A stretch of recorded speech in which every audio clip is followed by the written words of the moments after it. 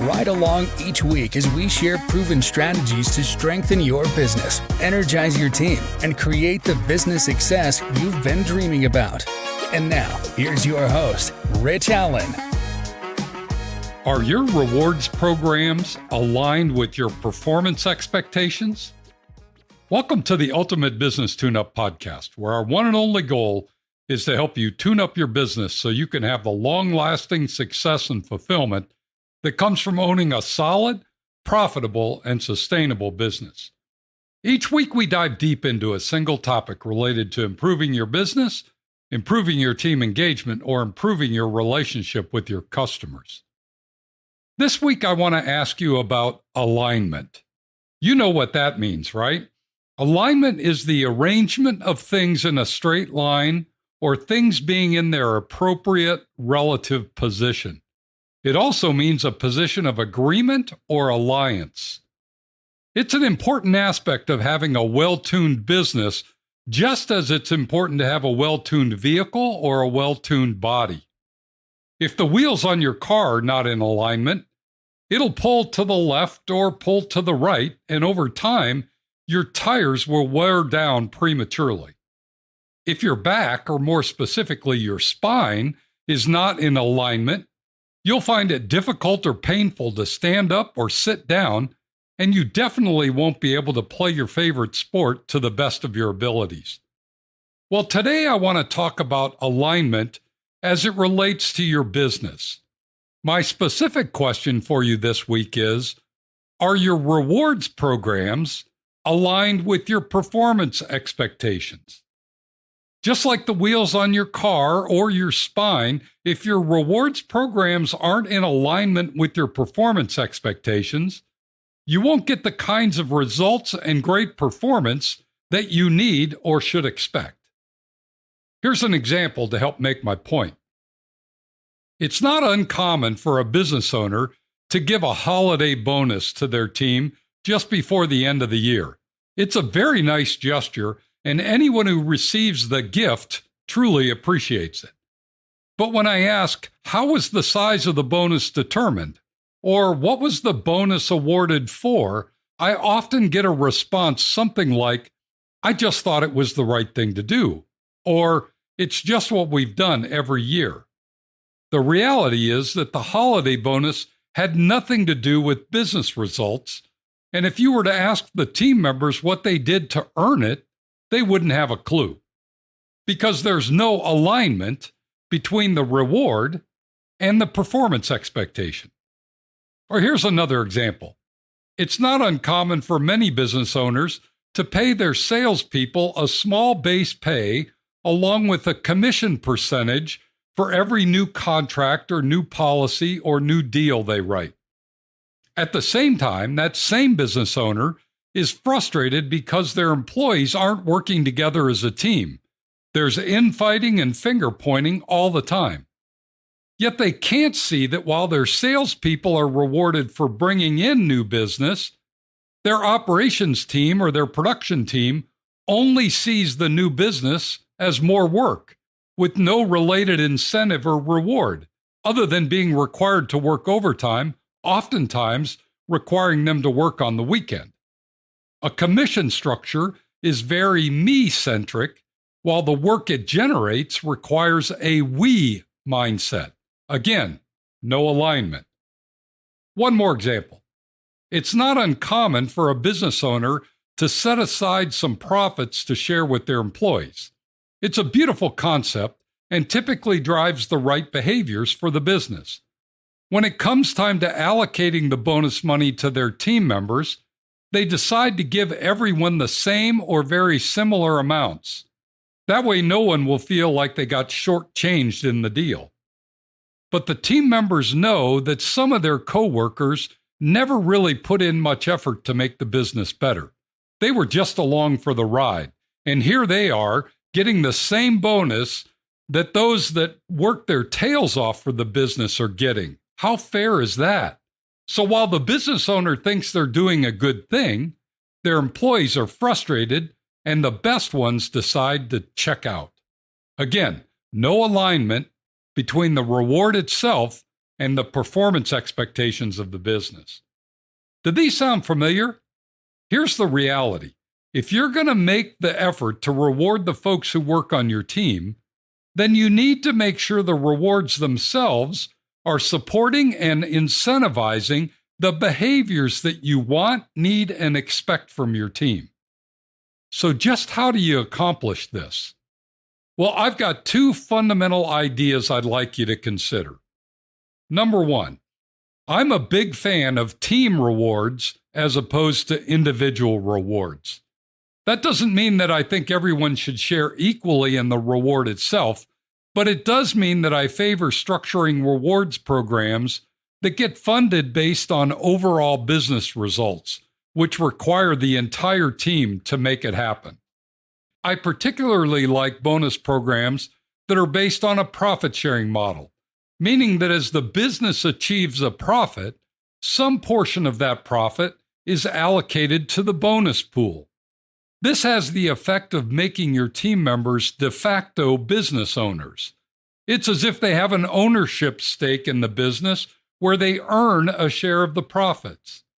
The problem with individual bonus plans or commission-based bonus programs are they're largely me-focused, not so much we-focused.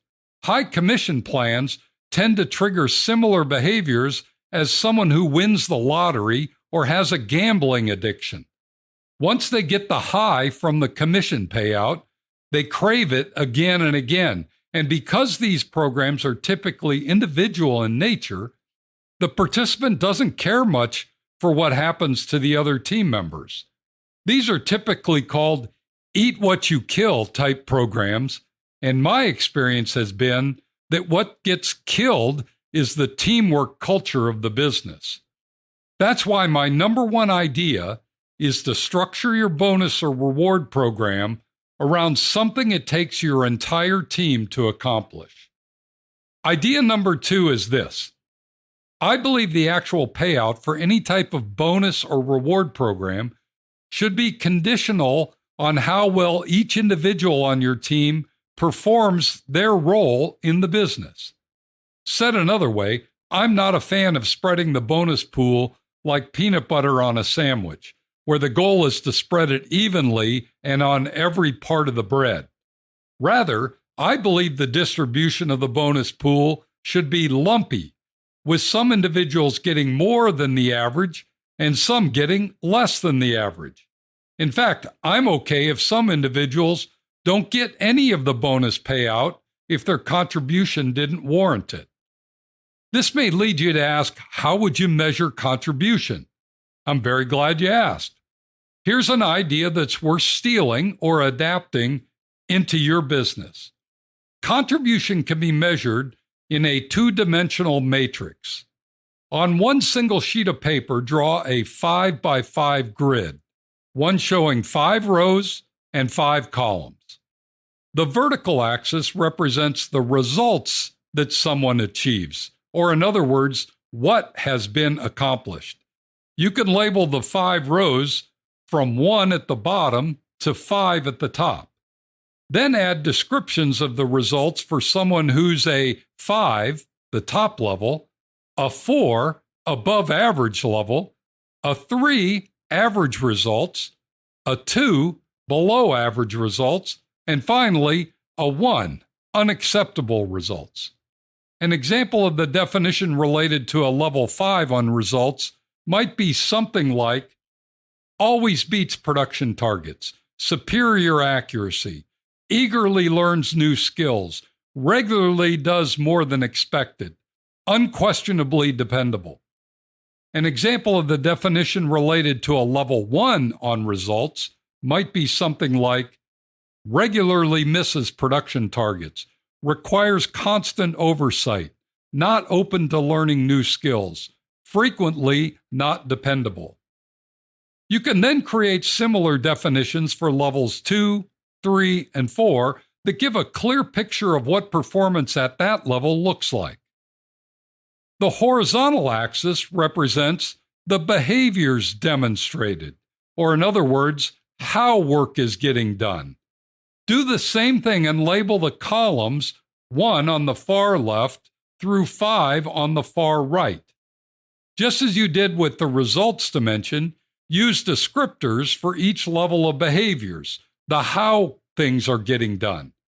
An example of a level 5 on behaviors might read something like, finds ways to help others, provides excellent customer care, always has a positive attitude, constantly looking for and finding new ideas to improve efficiency and performance.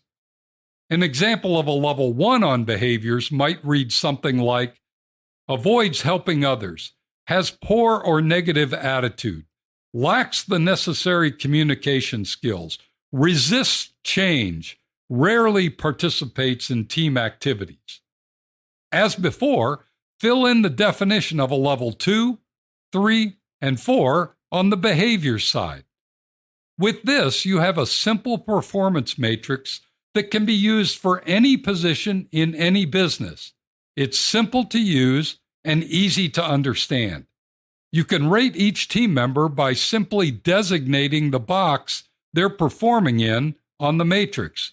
For example, they may be a 4 on results and a 3 on behavior, or they may be a 2 on results and a 5 on behavior.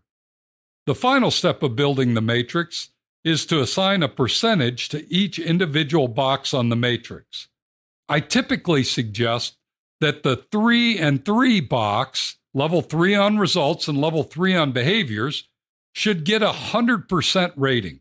This means that someone performing at this level would get 100% of their share of any performance bonus pool.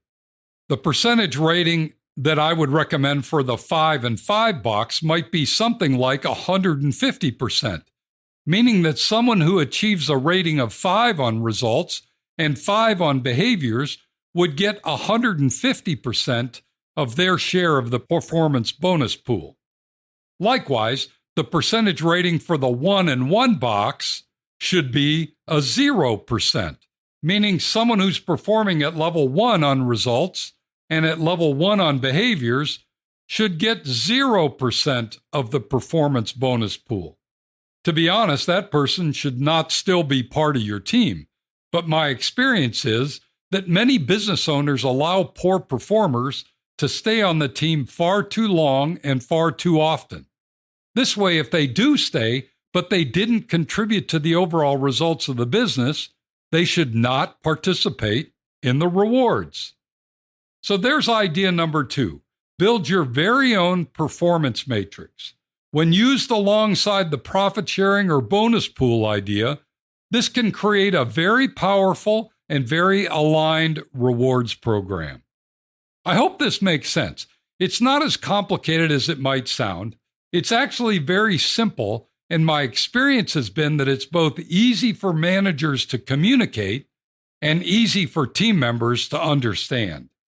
Use these 2 ideas to create solid alignment between your rewards programs and your performance expectations, and watch your team members come to life. As always, if you have specific questions or would like to bounce around some thoughts on this topic, please don't hesitate to reach out and ask. In fact, if you're intrigued by these ideas and would like to save some time, simply send me an email and I'll share with you the performance matrix template that I use with my clients. You can modify it to fit your unique business situation. And do me a favor, share this podcast episode with your fellow business owners. I know most business owners want to be fair and generous with their team members, but they struggle finding the balance between giving too much and wanting better bottom line results for their business. These ideas may be just what they're looking for. Thanks for joining me today. Be sure to tune in next week when we're going to discuss applying profit first to your business. You won't want to miss it. Meanwhile, if you have a question, suggestion, or would simply like to connect, shoot me an email at rich@tourtoprofit.com. Now go make it a great week, and whatever you do, ride hard.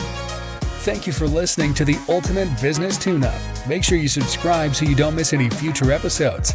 In the meantime, find more resources at tourtoprofit.com. and connect with Rich by sending a message to rich@tourdeprofit.com. Until next time, ride hard.